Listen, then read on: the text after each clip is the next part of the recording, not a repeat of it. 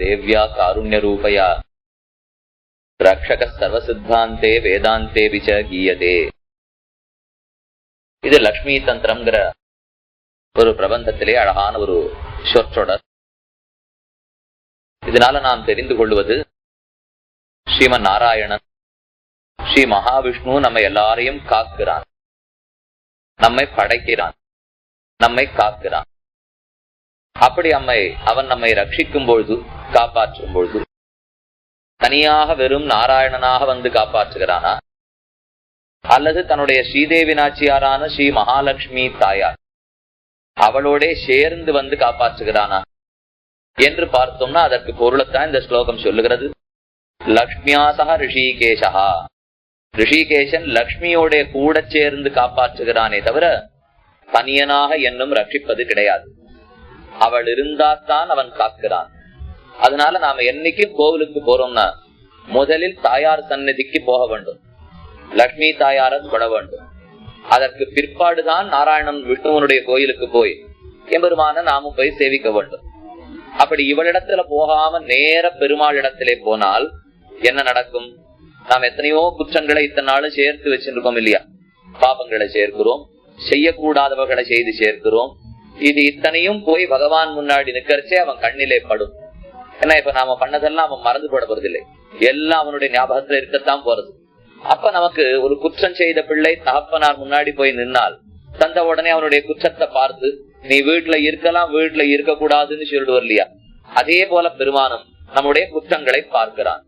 ஆனால் நம்ம முதல்ல நாச்சியாருடைய சந்நிதிக்கு போய் அவரிடத்துல பண்ண குற்றங்களை எல்லாம் சொல்லி நீதான் எப்படியான அவரிடத்துல பேசி என் குற்றங்களை பார்க்காமல் அவனை பொறுக்க சொல்ல வேண்டும் என்று நாம் இவரிடத்திலே வேண்டி விட்டால் நமக்காக அவள் அவனிடத்திலே பேசுகிறாள். பேசி நம்ம பிள்ளை வரப்பறான் உங்க முன்னாடி குற்றங்களை பாட்டு தண்டனை கொடுத்துட வேண்டாம், உம்மிடத்தில் இருக்கிற உயர்ந்த குணங்களை பாரும். கருணையே வடிவெடுத்தவன் அல்லவா நாராயணன், கிருபை உடையவன், அருளுடையவன். அந்த அருளை பார்த்து நீர் மன்னிக்கணுமே தவிர இவன் குற்றத்தை பார்த்து தண்டித்து என்ன பயன்? தண்டிப்பது கூடாதுன்னு ஸ்ரீ மகாலட்சுமி தாயார் பெருமானிடத்திலே எடுத்து சொல்லுவலாம்.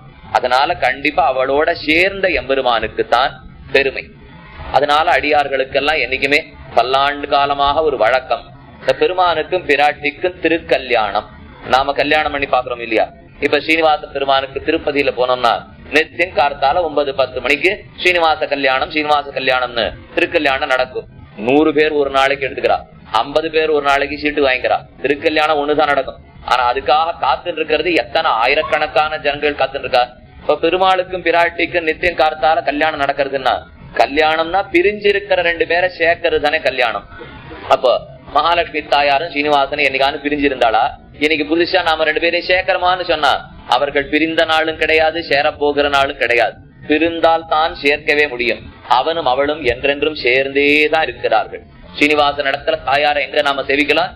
ஒரு பெரிய 2 மாலை திருமார்பல சாத்தின்னு இருக்காரு இல்லையோ, இந்த இடத்துல பார்க்கறச்சு இந்த பக்கம் ஒரு மாலை, இந்த பக்கம் ஒரு மாலை. எந்த ஸ்ரீனிவாசனுடைய படத்துல பார்த்தாலும் கண்ணுக்கு நேரம் முதல்ல பளிச்சுன்னு தெரியறது இந்த 2 திருமாலை தான். அங்கதான் நாச்சியார் வீத்திருக்கிறாள். ஸ்ரீ மகாலட்சுமிக்கு தன்னுடைய திருமார்பையே இருப்பிடமாக கொடுத்தவன் தான் ஸ்ரீனிவாசனான் எம்பெருமான். அதனாலே லட்சுமியாசக ரிஷிகேஷா தேவ்யா காருண்ய ரூபயா, கருணையே வடிவெடுத்தவளான ஸ்ரீதேவி நாச்சியாரோட சேர்ந்து ஸ்ரீமன் நாராயணன் நம்ம ரட்சிக்கிறான்னு சொல்றோம். நம்மாழ்வாரும் அத தமிழ் பாசுரத்திலே அகலகில்லேன் இறையுமென்னு அலர்மேல் மங்க உரமார்பா நிகரில் புகழாய் உலகம் முன்னுடையாய் என்னை ஆழ்வானே நிகரில் அமரன் முனிக்கணங்கள் விரும்பும் திருவெங்கடத்தானே புகழொன்னில்லா வடியேன் உன் அடிக்கீழ் அமர்ந்து புகுந்தேனே. உன் திருவடிகளை கெட்டியாக பிடித்து சரணாகதி பண்ணுகிறேன். உன்னுடைய திருவடிகளை மட்டுமன்னு அலர்மேல் மங்க தாயார் உன்னுடைய திருவார்கள் இருக்காளே, அவள் திருவடிகளையும் உன் திருவடிகளையும் சேர்த்து பற்றுகிறேன் என்று நம்மாழ்வார் சரணாகதி அனுஷ்டித்தார் திருவேங்கடமுடையான் ஸ்ரீனிவாசனுடைய திருவடிகளிலே.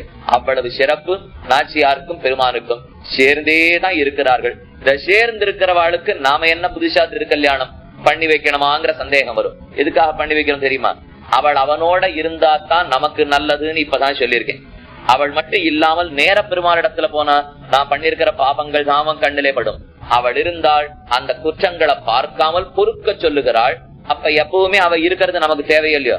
நம்ம பயம், அவ எங்கேயானு பிறந்த வீட்டுக்கு போயிட்டாள்னா நம்ம எல்லாரும் கல்யாணம் பண்ணிக்கிறோம். அப்பப்ப மனைவிமார்கள் பிறந்த வீட்டுக்கு 10 நாள் போறேன், 30 நாள் போறேன், 1 வருஷம் போறேன் அப்படின்னு கிளம்பி போட்டு இருந்துட்டு வர்றாளோ இல்லையோ. ஒருவேளை மகாலட்சுமி தாயாரும் பிறந்த வீட்டுக்கு போறேன்னு கிளம்பி போயிட்டா அந்த சமயம் பார்த்து ஒருத்தன் நாராயணன் முன்னாடி போய் நின்னு மனைவி கூட இல்ல உன் குற்றங்களை தான் பார்ப்பேன், உன்னை நான் பொறுக்கிறதா இல்லேன்னு பெருமாள் சொல்லிட்டாருன்னா இந்த பயம் நம்மள விடவே விடாது. அதனால அப்பப்ப கொஞ்சம் ஜாகிரதைக்கு, இன்னைக்கு திருக்கல்யாணம், நாளை திருக்கல்யாணம், நாளை திருக்கல்யாணம். ஏன்னா திருக்கல்யாணம் நடந்தன்னைக்கு பறந்து விட்டு போட முடியாது இல்லையா, அப்புறம் தான் கிளம்புறதுக்கு போக முடியும். நித்தியமே பெருமாளுக்கும் பிராட்டிக்கு கல்யாணம் பண்ணிட்டே வச்சுட்டு இருந்தோம்னா அன்னன்னைக்கு புதுமண தம்பதியர் பிறந்த வீட்டுக்கு அவ போடவே மாட்டா.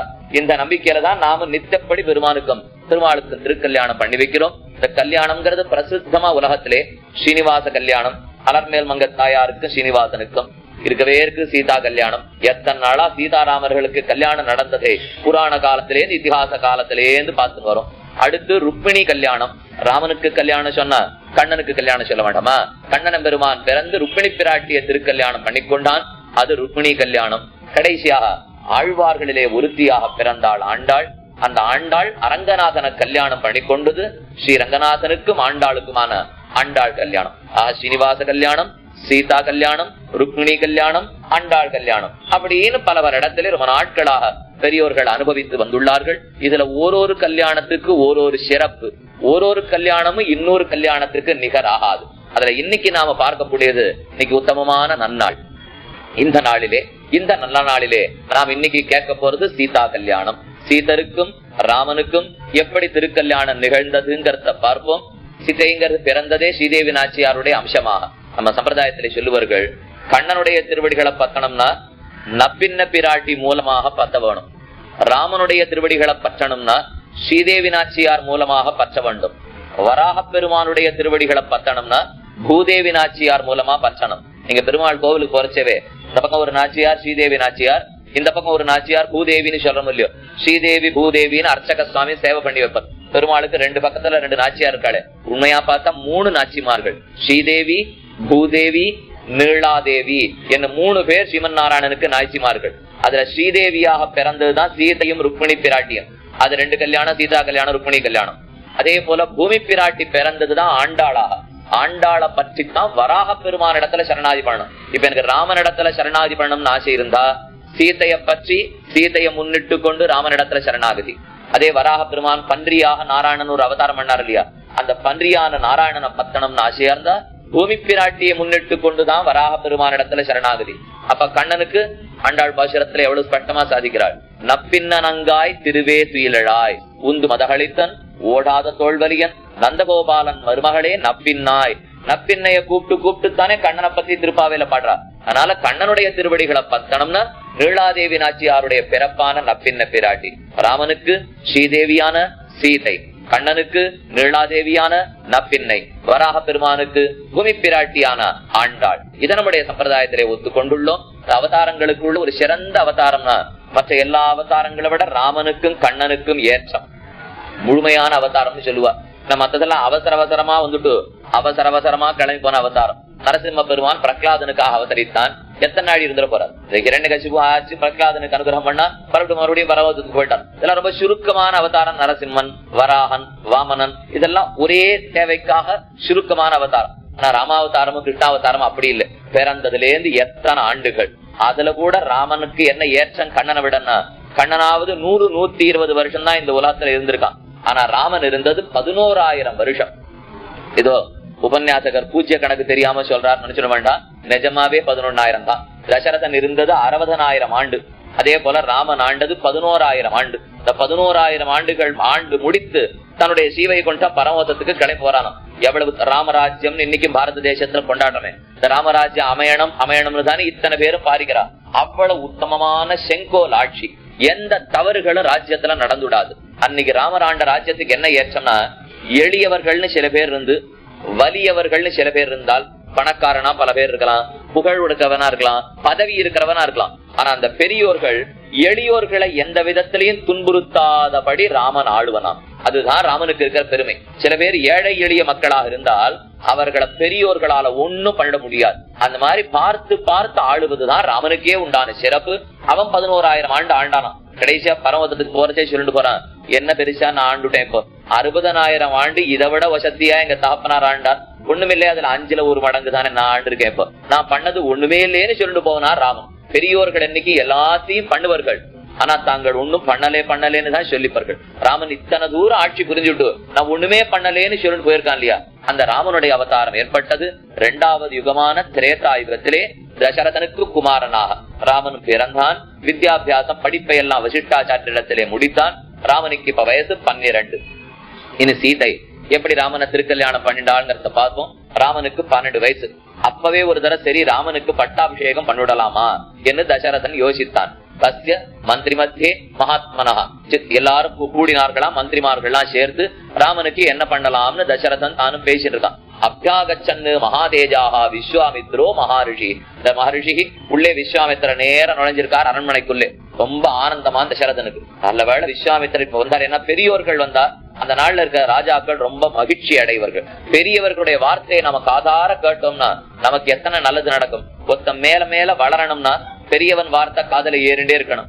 அவனுக்கு ஏதோ கொஞ்சம் கெட்ட காலம் ஆரம்பம்னா நல்ல வார்த்தை கேட்கறத முதல்ல நிறுத்தி விடுவான். ஒருத்தனுக்கு காதல நல்ல வார்த்தை ஏறலைன்னா காலம் நன்னா இல்லைன்னு அர்த்தம். அவனுக்கு நல்ல வார்த்தை ஏறித்துன்னா காலம் நன்னா இருக்குன்னு அபிப்பிராயம். அதனாலதான் விஸ்வாமித்திரர் உள்ள நுழைந்தான். வாசல் வரைக்கும் போய் தசரதன் விழுந்தவரை நமஸ்கரித்தான். கூட்டின் வந்து பெரிய ஆசனத்துல உட்காந்து வச்சுட்டான். என்ன நியமனம் என்ன செய்ய வேணும்னு கேட்டுதான். சொல்லச்சவே முதல் வார்த்தை, உமக்கு என்ன வேணுமோ கேளும், நீர் வந்ததே எனக்கு ரொம்ப சந்தோஷம், என் நாடு நீ பெரிய பாக்கியம் பண்ணிருக்கு, உமக்கு என்ன வேணுமோ கேளு கொடுக்குறேன்னு. வால்மீகி உடனே சதித்தார். ரொம்ப சந்தோஷமா இருக்கிறச்சே மட்டும் எதை வேணா செய்யறேன்னு ஒத்துக்காதேன்னு எழுதி வச்சார். என்ன விஸ்வாமித்திரர் வந்த உடனே எனக்கு ரொம்ப மகிழ்ச்சி ஆயிட்டப்ப, நான் மகிழ்ச்சி இருக்கிற நேரத்துல இத்த செய்யறேன் அத்தை செய்யறேன்னு எல்லாரும் ஒத்துனுடுவோம். ஒத்துனுட்டு வீட்டுக்கு வந்து மெதுவா யோசிச்சு பாக்கச்சே, இவ்வளவு ஒத்துனுட்டமே அவ்வளவு ஒத்துனுட்டமே பண்ணிருக்க வேண்டாம் போல் இருக்கே அப்படின்னு அப்பதான் தோன்றதுக்கே ஆரம்பிக்கும். இந்த விஸ்வாமித்திரர் அப்படிதான் வந்த உடனே தசரதனுக்கு ஒரே மகிழ்ச்சி, சரின்னு ஒத்துனுட்டான். அவர் என்ன பண்ணார், 2 குழந்தைகள் பக்கத்துல நிக்கலாரே ராமன் லட்சுமணன், நான் மேல போய் யாகம் பண்ணலான்னு இருக்கேன், அத ராட்சசர்கள்லாம் நடத்த விட மாட்டேங்கிறா, யாரானு யாகத்தை எனக்கு காப்பாற்றி கொடுத்தாகணும், கரிய செம்மல் ஒருவனை தரிசி ராமன்கிற பிள்ளை எனக்கு கொடு, நான் அழைச்சின்னு போறேன், போய் என்னுடைய யாகத்தை ராமன் தான் காப்பாற்றி கொடுக்கணும்னு கேட்டார். தூக்கி வாரி போட்டு தசரதன். இந்த கேள்வி அவன் எதிர்பார்க்கவே இல்லை. தான் உயிரான பிள்ளைய போய் அழைச்சின்னு போகிறா, என்னமோ என்னாலும் கேட்பாரு, நீச்சு கேட்பாரு, பணம் கேட்பாருன்னா கொடுத்துட்டு போயிடலாம், ராஜா என்னத்த வேணா கொடுத்துருவான். அவன் ரொம்ப பயந்துபட்டான் தசரதன். என் பிள்ளைய போய் கேட்டீர், அவனுக்கு என்ன வயசாச்சு நினைச்சிருக்கு, இப்ப நேரம் கொடுக்க மாட்டேன்னு சொல்றதுக்கு தசரதனுக்கு மனசு இல்லை. நான் பெரிய கத்திரியனும் இல்லையோ, ஒரு ராஜா சொன்ன சொல் மீறி நடக்கிறதுக்கே முடியாது. அதனால அப்படியே சுத்தி வளைச்சு பேச ஆரம்பிச்சான் தசரதன். என்ன விஸ்வாமித்திரரே குழந்தைய போய் கேட்கறீர், போய் சண்டை போடுறதுக்காக, இதுக்கு இன்னும் 16 வயசால, இப்பதான் 12 வயசாயிருக்கு. ஊனசோடச வருஷா மேராமஹா ராஜீவலோசனா நான் யுத்த யோக்கியதாமஸ்ய பஷ்யாமி சஹ ராட்சசைஹி. இந்த குழந்தை போய் அவ்வளவு பெரிய ராட்சசாலோட சண்டை போட போறதா, விட்டுடும். நான் இருக்கேன், எப்பேற்பட்ட வீரம் தெரியுமா, தேவாசுர யுத்தத்துல தேவர்களுக்காக எத்தனை தரம் ஜெயிச்சு கொடுத்திருப்பேன், நானே வரை என்னுடைய சைன்யத்தோட உங்க யாகத்தை நான் காப்பாற்றி தருகிறேன்னு தசரதன் சொன்னான். சிரிச்சிருந்தார் விஸ்வாமித்திரர்.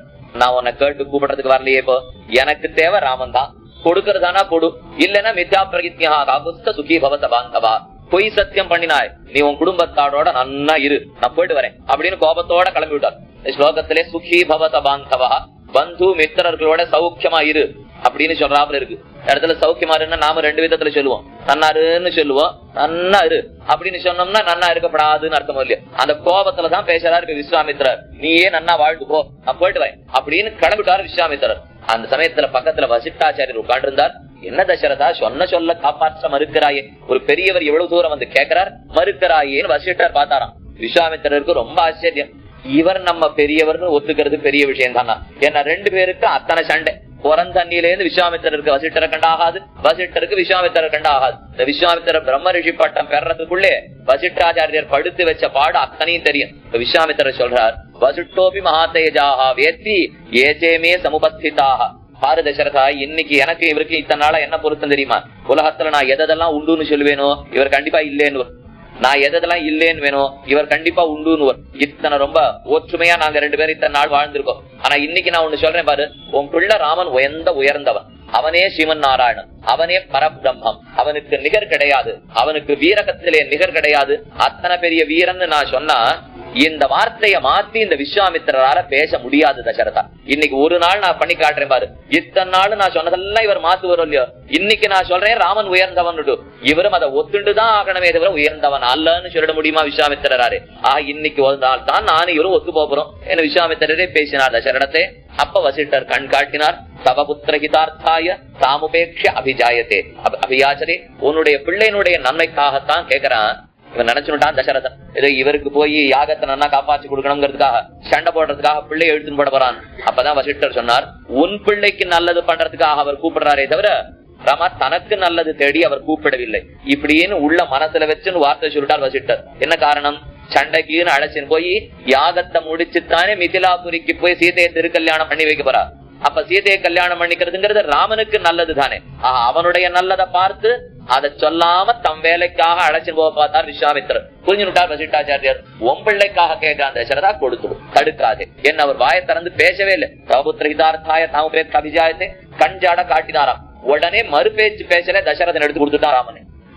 ஆச்சரியப்பட்டார். கோவிந்தராஜி என்னட்டு வியாக்கியானம் வால்மீகி ராமாயணத்துக்கு சொல்றாரு, இத்தனை நாளி ஒரே பிள்ளை 60,000 ஆண்டு மெய்நொந்து நோன்பு நோத்து பெற்ற பிள்ளை. நம்ம எல்லாம் 2 வருஷத்துல குழந்தை பிறந்தாலே அப்படி சீராட்டி பாலூட்டி வளர்க்கிறோம். 60,000 ஆண்டு ஒருத்தனுக்கு பிள்ளை பேரு கிடைக்காமல் இன்னைக்கு பெரிய புத்திரகாமேட்டி யாகம் பண்ணி ஒரு புத்திரரத்னம், அதுவும் பகவானே பிள்ளையா வந்து பிறந்திருந்தா எவ்வளவு பொத்தி பொத்தி பாதுகாத்து ஜாகிரதையா வச்சுப்போம். ஆனா தசரதன் நினைத்தானா, ஒரு வார்த்தை வசிட்டாச்சாரியர் சொன்னார்னு உடனே இத்தனை நாளி வாதாடின்றவன் மறுபேச்சு பேசல எடுத்து கொடுத்துட்டான். அப்ப அதுல இருந்து நம்ம தெரிஞ்சுக்க வேண்டியது, ஆச்சாரிய வாக்கியத்தை மீறி நடப்பதே கூடாது. ஆச்சாரியன் பார்த்து இதை செய்யு சொன்னால் செஞ்சுடணும். அதுக்கு மேற்கொள்ளி நாம கேட்டு இருக்கிற அர்த்தம் இல்லை. ஏன்னா இந்த ஜீவாத்மா நம்முடைய நலனிலே அக்கறை கொண்டவன் ஆச்சாரியன். அவன் பார்த்து ராமனுக்கு நல்லதுன்னு சொன்னான். தசரதன் மறுபேச்சு பேசல எடுத்து கொடுத்துட்டான். நேர வந்தா முதல்ல காட்டகையை முடித்தார்கள். யாகத்தை வளர்த்தார் விஸ்வாமித்திரர். யாகம் நடந்து முடிய போற தருணம் நிறைய மாரீச்சன் சுபாகு முதலான ராட்சசர்கள்லாம் துன்புறுத்துவதற்காக வர அதுல மாரீச்சனை ஓட்டி விட்டான், சுபாகுவை முடித்து விட்டான் ராமன். அடுத்து யாகம் எல்லாம் முடிஞ்சுபடுத்து கிளம்பு வரா 2 பேரும். ராமலட்சுமணாள் தங்கள் நாட்டுக்கு வந்துடுறதா, விஸ்வாமித்திரர் மேற்கொண்டு போறதா. விஸ்வாமித்திரர் ரொம்ப அழகா அங்கேயே வெட்டி விட்டுடலான்னு பார்த்தார். ராமனே லட்சுமணனே வந்த காரியம் எல்லாம் முடிஞ்சுபடுது, எனக்கு மேல மிதிலாபுரியில வேலை இருக்கு, ஏதோ வில்லியாகம் வச்சிருக்கா, நான் அந்த இடத்துக்கு போறேன், உங்களுக்கு தேவையா இருந்தா என்னோட வரலாம், இல்லன்னா நீங்க உங்க நாட்டுக்கு திரும்பி போடலாம் அப்படின்னு ஒரு வார்த்தை சொன்னார். ராமன் வேடிக்கையா சிரிச்சு அவரை பார்த்து, உம்ம காரியம் ஆச்சுன்னு உடனே நம்ம நகர்த்தி விட பாக்குறது பாத்தீரா, இனிமே தானே என் காரியம் நடக்கணும். இது வரைக்கும் உம்ம காரியத்தை நான் பாத்துட்டேன், இனிமே சீதா கல்யாணம்ங்கிறது என் காரியம், இனிமே தானே நான் பார்த்தாகணும். அதனால கண்டிப்பா உம்மோட வருவேன். இனியாம் செய்யும் பணி என் கொல் பணி என்றான். என்ன இசைத்தான் கம்பநாட்டாழ்வார் ரொம்ப அழகா சாதித்தார். இனி யான் செய்யும் பணி என் கொல், இனிமேலே உனக்காக நான் செய்ய வேண்டியது என்ன என்று ராமன் கேட்டு பணிந்து நின்னானாம். தான் மகேஸ்வரன் ஜீவன் நாராயணன் பிறந்திருக்கான்னு அவன் நினைச்சுக்கிறது இல்லை, ஒரு ராஜாவனுடைய பிள்ளைன்னு அவன் நினைச்சுக்கிறது இல்லை. எங்க தகப்பனார் பார்த்து விஸ்வாமித்திரர் கையில பிடிச்சு கொடுத்தார். அவர் எப்படி சொல்லுவதோ அப்படித்தான் நான் கேட்கணும். ரொம்ப அடங்கி ஒடுங்கி நடப்பனாம் விஸ்வாமித்திரருக்கு. ராமன் தன்னை பெரியவன் அவன் நினைத்ததே கிடையாது. அப்ப பதில் சொல்றார், நம்ம மேற்கொண்டு உனக்கு நான் செய்யணும் அரிய பெரிய பெரிய காரியங்கள்லாம் செய்ய வேண்டியது உள்ளது, அதெல்லாத்தையும் பின்னாடி பாத்துப்போம். இப்ப மிதிலா நகரத்துக்கு கிளம்பி போவோம். அங்க எனக்கு வரவேற்பு காத்து கொண்டிருக்கிறது, என வரச்சொல்லிருக்கார் ஜனக மன்னவர், அங்க நான் போயாகணும்னு சொன்னார் விஸ்வாமித்திரர். சரி அடியேனும் மிதிலாபுரிக்கு ஜனகனுடைய அரண்மனைக்கு வந்துடுறேன் ராமன் சொன்னான். விஸ்வாமித்திரரே ராமன் லக்ஷ்மணனே அழைச்சுன்னு போயிட்டார். எல்லாத்தையும் கம்பநாடரும் ரொம்ப அழகா விவரிக்கிறார். வால்மீகி ராமாயணத்திலே வால்மீகி பகவானும் விவரிக்கிறார். உள்ளுக்குள்ள போனோம், மிதிலா நகரம் வந்துடுச்சு. இவெல்லாம் நடந்தது கங்கக்கரை ஓரமாக நடந்து போய் மிதிலா தேசத்துக்கு போய் சேர்ந்திருக்கா. அயோத்திங்கிறது உத்தரப்பிரதேசத்தினுடைய மேல இன்னைக்கு இருக்கு.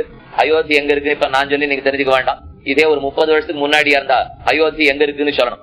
கடந்த 15 வருஷத்துல நம்ம அயோத்தியை வச்சுன்னு பட்டிருக்கிற பாட்டிலே கண்டிப்பா 6க்கு அயோத்தினாலும் உடனே தெரிஞ்சு போடும். இந்த ஊருக்கு அயோத்தியான்னு பேரு ராமன் அவதரித்த இடம். அயோத்தியா அபேத்யா, இந்த பேதிக்கவே முடியும். அயோத்தியான்னு ஸ்ரீவைகுண்டத்துக்கு பேர். அதாவது அந்த நகரத்தை தகர்த்து கொண்டு ஒருத்தரும் உள்ளே போக முடியாது. அந்த ஊர்ல இருக்கிற மதிலினுடைய காப்ப பார்த்தோம்னா எந்த படம் வந்தாலும் தகர்த்து உள்ள போக முடியாதுன்னா அந்த மாதிரி ஒரு பெரிய நகரமாம் அயோத்தியா. அது ராமனுடைய அவதார ஸ்தலம், பிறப்பிடம். இதே ராமனுக்கு இப்ப மாமனாரா போறரே ஜனக மன்னவன், சீதையனுடைய தகப்பனார் ஜனகர் அல்லவா, அவர் பிறந்தது மிதிலாபுரியில். அது எங்க இருக்குன்னா நேபாளத்திலே காத்மாண்டுன்னு போற மூலியம், அதுக்கு பக்கத்துல சாலி கிராமம் சேவிக்கிறதுக்கு போவோம். அதுக்கு கிழக்கு பக்கம் போனோம்னா இன்னைக்கும் ஜனகனுடைய ராஜ்யம் அந்த இடத்துலதான் இருக்கு. அயோத்தியா உத்தரப்பிரதேசத்தினுடைய மேல இருக்கு. இந்த பக்கம் பீகார் மாநிலம் தாண்டினோம்னா நேபாளம். நேபாளத்தினுடைய கிழக்கு பக்கத்திலே ஜனகபுரி, சீதாபூர், மிதிலாபுரின்னு சொல்லுவா. அதுதான் சீதையனுடைய அவதாரம், பிறப்பிடம். இனி சீதை எப்படி பிறந்தாள்ங்கிறத பாக்கணும் இல்லையோ. சீதைக்கு சீதான்னு திருநாமம். மைதிலின்னு திருநாமம், ஜானகின்னு திருநாமம், வைதேகின்னு திருநாமம். இந்த பேரெல்லாம் நீங்க கேள்விப்பட்டிருப்பீங்க. நிறைய பேர் வச்சிருக்கிற பேர் தான் ஜானகி. பல பேர் வச்சு இது இன்னொன்னு என்ன சிரமம்னா, இதெல்லாம் புதிய நாட்களுடைய இன்றைய நாட்களுடைய பேரே இல்லை. கேட்டா இதெல்லாம் என்ன சாமி ரொம்ப பழங்காலத்து பேரா இருக்கு, நீங்க புதுசா பேர் வைக்கணும்னு பாக்குறோம் இல்லையா? அந்த பழங்காலத்து பேர் சீதா, ஜானகி, வைதேகி, மைதிலி. இந்த பேரெல்லாம் வர்றதுக்கு அழகான காரணம் உண்டு. இந்த சீதையனுடைய தகப்பனாருக்கு அவர் நிமின்னு ஒரு ராஜா. அந்த நிமி ராஜா வரிச பல பேர் பிறப்பர்கள். அதுல முதல் ராஜா நிமி இருந்தான். அவனுக்கு ரொம்ப நாளா பிள்ளை பேரு ஏற்படல. அதனால வசிட்டரை கூட்டு ஒரு யாகம் பண்ணி தான் புத்திர பாக்கியம் அடைஞ்சு விடலான்னு நினைச்சான் நிமி. வசிட்டர் இடத்துல போய் விண்ணப்பம் பண்ணா, நீர் வந்து யாகத்தை நடத்தி கொடுக்கணும்னு. நான் வரேன், ஆனா ஏற்கனவே ஒருத்தங்கிட்ட ஒரு யாகம் பண்றதுக்கு ஒத்துனுட்டேன், அதை முடிச்சுட்டுக்கு உன் வீட்டுக்கு வந்து யாகம் பண்ணி வைக்கிறேன்னு சொன்னார். இவனுக்கு அவசர பாவம், அவர் வர்ற வரைக்கும் காத்து இருக்கிறதுக்கு இவனால முடியல. அதனால மத்த மகர்ஷிகளை கூட்டு யாகத்தை பண்ணி முடிக்க போற சமயம் வந்துடுச்சு. அப்பதான் வசிட்டர் தான் ஒரு யாகம் பண்ணிட்டாரு. அதை முடிச்சுட்டு இவன் என்ன நாம் பாப்போம், இவன் யாகத்தை நடத்துவோம் அப்படிங்கிறதுக்காக வசிட்டர் இங்க வந்தார். வந்து பார்த்தா இவன் ஏற்கனவே யாகத்தை பண்ணிட்டான். கோபம் வந்துட்டு வசிட்டாச்சாட்ட இருக்கு, என்ன கூப்பிட்டு நீ இன்னொத்தனை வச்சு யாகத்தை பண்ணிவிட்டியா, பிடி சாபம். உடனே அவர்களுக்கு தெரிஞ்ச சாபத்தை கொடுத்துறாலும் இல்லையோ, சாபத்தை பிடின்னு சொல்லி உனக்கு தேகம் உடலே இல்லாமல் போக கடவுதுன்னு. உடல் இல்ல அவனுக்கு, இதுக்கு தேகம்னு பேரு. உடல் இல்லாமல் போயிட்டா விதேகம்னு சொல்லுவா. அந்த ராஜாவுக்கு இப்ப விதேகன் ஆயிட்டான். விதேகம்னா உடல் இல்லாதவன். விதேகராஜனுடைய பெண்ணானபடியாலதான் வைதேகின்னு அவளுக்கு பேர். விதேகனுடைய பெண் வைதேகி. அடுத்தது அவன் என்ன பண்ணா, சரி இந்த ராஜா தான் இப்படி ஆயிட்டான்னா, இந்த மகரிஷிகள் தங்களுடைய யாகத்தினால பலம் சேர்த்து வச்சிருக்காடு இல்லையோ சக்தி, அந்த சக்தியில தைலம் எல்லாம் போட்டு இந்த உடலை ஜாகிரதையா பாதுகாத்து வச்சாலாம். யாகம் முடிஞ்சது. அப்புறம் தேவேந்திரனுக்கு ஹவிச கொடுக்கணும். அதுக்கு தேவேந்திரன் வந்தான். மகிழ்ச்சி எல்லாம் கேட்டா, இந்த மாதிரி ஒருத்தர் சபிச்சுட்டு போயிட்டார், ஆனா இவன் நல்ல ராஜா தான், ஏதோ அவசரத்துல வந்து இந்த மாதிரி பண்ணிட்டான். அதனால தேவேந்திரன் கேட்டான், ஒருவேளை உனக்கு இந்த ராஜாவுக்கு திரும்ப உடலை புடக்கட்டுமான்னு தேவேந்திரன் கேட்டான். ராஜா பதில் சொன்னாராம், எனக்கு திரும்ப எல்லாம் உடலை கொடுக்க வேண்டிய தேவையில்லை, எனக்கு பிறவியிலே ஆசை இல்லை இப்போ. ஆனா நான் எங்க இருக்கேன்னு தெரியுமா, எல்லாருடைய கண்ணு இமைய நாம இமைக்கிறோமோ இல்லையோ அதற்குள்ள நாம் போய் இருந்துடனா அந்த இடத்துலன்னு கேட்டுட்டா ராஜா. அதனால இன்னைக்கு நம்ம கண் இமைக்கிற பொழுதுக்கு நிமிஷம்னு சொல்லுவா. நம்ம இப்ப 60 வினாடி கணக்கு பண்றோம், அது இல்ல நிமிஷம். சாஸ்திரப்படி கண்ணு இமைக்கிற நாளைக்கு தான் நிமிஷம்னு சொல்லுவார்கள். அது ஏன் நிமிஷம்னு பேர் வந்தது, நிமிங்கிற ராஜா இருக்கிறதுனால அந்த இடத்துக்கு நிமிஷம்னு பேர். இந்த ராஜா தான் அங்க இருக்கேன்னு சொல்றான். இது நிமி தேசத்து, அந்த தேசத்தினுடைய ராஜா. இந்த கண்ணுக்குள்ள இருக்கிற கதை. விதேகனுடைய பெண்ணானபடியால வைதேகி. அவ அடுத்து என்ன பண்ணா, ராஜாவுக்கு பிள்ளை இல்லாட்டா ராஜ்யத்தை ஆள முடியாது, இந்த உடலை ஜாகிரதையா பாதுகாத்து வச்சிருக்காளோ இல்லையோ, அதை கொஞ்சம் கடைஞ்சி அதுல இருந்து ஏதானு எடுப்போம்னு பார்த்தா. இப்ப மோர கடைஞ்சா வெண்ணெய் திரண்டு வரும் இல்லையோ, அதே போல இந்த ராஜாவுடைய உடலை கடைந்து அதிலிருந்து அடுத்த ராஜாவை படைத்தார்களா நாட்டை ஆள்றதுக்காக. கடையப்பட்டபடியாலே மிதிலா தேசம் அதுக்கு பேர் வந்தது. மந்தனம்னா கடைவதை சொல்லுவார்கள். அது மந்தனாது மிதிலா. மிதிலினுடைய பெண்ணு தான் மைதிலி. தேசத்துக்கே மிதிலா தேசம்னு பேரு. கடைந்தெடுத்து பிறந்தபடியாலே பெண்ணுக்கு மைதிலின்னு பேர். விதேகனுடைய பொண்ணு வைதேகின்னு பார்த்தோம், கடைந்தபடியாலே மைதிலின்னு பார்த்தோம். அடுத்தது ஒரு பிள்ளை தானும் பிறந்தானோ இல்லையோ, அந்த பிறந்ததுன்னா பிறந்ததை ஜாதகான்னு சொல்லுவார்கள். ஜனகன்னு பிதாவுக்கு சொல்லுவா. பிறந்தபடியால அவனுக்கு ஜனகன்னு பேர். ஜனகனுடைய பெண்ணுக்கு ஜானகின்னு பேர். ஜனகன் பெண்ணு ஜானகி. விதேகனுடைய வம்சத்துல வந்ததுனால வைதேகி. மிதிலா தேசத்துல பிறந்தபடியால மைதிலி. இதெல்லாம் அவளுக்கு இருக்கிற 3 பேர். முக்கியமான பேர் சீதா. இந்த சீதாங்கிற பேர் ஏன் வந்ததுன்னா, அத ஜனகனே சொல்லிக்கிறான். யாகம் பண்றதுக்காக நான் பூகருஷணம் பண்ண ஆரம்பித்தேன், கலப்பைய வச்சு உழுக்கிறோம் இல்லையோ அதை உழறதுக்கு ஆரம்பிச்சார். அப்படியே உழுதுண்டே போறச்சே கலப்பையோட நுனி ஒரு இடத்துல போய் இடிச்சு நின்னுதான். அந்த இடிச்சு நின்ன இடத்துல ஒரு பொற்குழந்தை கிடந்தாள். பொன்ன போன்ற திருமேனியோட அழகிய சீதை பிறந்திருக்கா. அந்த சீதா லாங்கல பத்தத்தின்னு சொல்லுவா. இந்த கலப்பையனுடைய நுனி இடிச்சு பிறந்ததுனாலே அந்த இடத்துக்கு சீதான்னு பேரையும் சீதானே வச்சு விட்டார். அதனால சீதா, வைதேகி, மைதிலி, ஜானகி இதெல்லாம் சிறந்த பெயர் சீதா தேவிக்கு. இப்ப ராமனுக்கு சீதைக்கு எத்தனை வயசு வித்தியாசம்? 2 பேரும் அங்க பேசி வச்சுட்டு கீழே வந்து பிறந்திருக்கா. ஸ்ரீவைகுண்டத்திலேருந்து 2 பேரும் கிளம்பினா திருப்பார்கடலே கிடந்தார்கள். திருப்பார்கடல்ல இருந்து எழுந்து இப்ப இந்த இடத்துக்கு வந்து சேர்ந்திருக்கா. ராமனுக்கு இப்ப வயசு 12, சீதைக்கு இப்ப வயசு 6. பிரியவே மாட்டார்கள் 2 பேருன்னு சொன்னேன் இல்லையா. இந்த பிரியாதவர்கள் இப்ப கிட்டத்தட்ட 12 வருஷம் பிரிஞ்சு விட்டா. இந்த 12 வருஷத்தை 2ஆ பிரிச்சுக்கலாம். ராமனி பூவுலகத்துல பிறந்த 6 வருஷம் கழிச்சு சீதை பிறந்திருக்கா. அப்ப முதல் 6 வருஷம் பிரிஞ்சுதான் இருந்திருக்கா. அதுக்கப்புறம் வந்து பிறக்கிறதுக்கு முதல்ல 6 வருஷம், இப்ப பிறந்து இன்னொரு 6 வயசு ஆயிடுச்சு இல்லையா. சீதைக்கு 6 ஆயிருக்கு. 12 ஆண்டு காலமா சீதையை ராமன் பிரிந்து இருக்கிறார்கள். பிரியாதவர்கள் பிரிந்தது ரொம்ப ஆச்சரியம். என்னத்துக்காக பிரியணும்னா நமக்காகத்தான், நம்ம ரட்சிக்கிறதுக்காகத்தானே ராமனே பிறந்தான், நம்ம காப்பாற்றத்தானே சீதையை திருவதாரம் பண்ணினாள். ஜனக தேசத்திலே சீதை வளர்ந்து வர ராமனும் அயோத்தியா தேசத்திலே வளர்ந்து வர இப்ப 2 பேரும் ஒருத்தருக்கு ஒருத்தர் பார்த்துட்டாகணும். இவன் அந்த அயோத்தியாலே இருந்து கிளம்பி மிதிலா தேசத்துக்கு போயிட்டான். ரொம்ப நாளா ஜனகனுக்கு நல்ல பிள்ளையா நம்ம பெண்ணுக்கு கிடைக்கணும் என்ன ஆசைப்பட்டிருந்தார். அதுக்காக அந்த நாள்ல ஸ்வயம்வரம்னு வைப்பாடு இல்லையா, இதை செய்தா என் பெண்ணை இன்னவனுக்கு கொடுத்துடுறேன். இப்ப திரௌபதிக்கு ஸ்வயம்வரம் வைத்தான் பெரியவன். திரௌபதிக்கு என்ன ஸ்வயம்வரம்னா, மீன் மாதிரி சுத்தின்றே இருக்கு, மேல ஒரு சக்கரம், கீழே இருக்கிற தண்ணீர்ல பிரதிபிம்பத்தை பார்த்து அதை பார்த்து அந்த மீனோட கண்ணுல எய்யணும்னு அர்ஜுனன் எய்து திரௌபதியை கல்யாணம் வேண்டான்னு பாக்குறோம். அதே போல கண்ணன் நப்பின்ன பிராட்டியை கல்யாணம் பண்ணிக்கிறதுக்காக 7 எருதுகள் காளமாடுகள், அந்த 7 காளமாட்டை அடக்கினவனுக்கு தான் என் பெண்ணை கொடுப்பேன் என்று நப்பினுடைய தகப்பனார் வச்சிருந்தார். இதெல்லாம் ஸ்வயம்வரம், கன்யா சுல்கம்னு சொல்லுவா. இத பண்ணி முடிச்சா தான் இந்த பெண்ணை கொடுப்போம். அதே போல இவர் பெரிசா வச்சுட்டார் வில், ஒரு தனுசு. இந்த தனுசு சிவனுடைய தனுசு. இந்த சிவனுக்கும் மகாவிஷ்ணுவுக்கும் ஒரு தடவை யாரோ சண்டை மூட்டி விட்டுட்டா. அவ 2 பேரும் நல்லோர்களாத்தான் எப்பவும் இருப்பார்கள். ஆனா இந்த தொண்ட தலைவர்கள் ஒன்னா இருந்தாலும் தொண்டர்கள் மட்டும் ஒன்னா இருக்கிறதுங்கிறது ரொம்ப சிரமம். அதனால அவ 2 பேரும் யாரோ சண்டையை கிளப்பி விட, சரி விட்டுவுக்கு சிவனுக்கு சண்டை மூண்டு 2 பேரும் சண்டை போடணும். போடுறதுக்கு முன்னாடி தோள்களை தட்டிப்பா, தொடைய தட்டிப்பா. ஆனா சண்டை போடுறதுக்கு ஹூம் ஹூம்னு பண்ணிட்டு சண்டை போட ஆரம்பிக்கிறோம் இல்லையா, இந்த மல்யுத்த வீரர்கள் எல்லாம் பாக்குறமே. அந்த பேரை 2 பேரும் ஹூம் ஹூம்னு சொல்லிட்டாலாம். மகாவிட்டு ஹூம் ஹூம்னு சொன்ன அந்த சத்தத்திலேயே சிவன் கையில பிடிச்சிருந்த வில்லு மளமளான்னு முறியஞ்சு படுத்தான். அந்த சிவனுடைய வில்லத்தான் இந்த நிமி தேசத்து ராஜா இந்த நிமியின் இடத்துல கொடுத்து வச்சிருக்கா. இந்த ஜனகனுடைய அரண்மனையில ரொம்ப நாளா இருந்து வந்திருக்கு.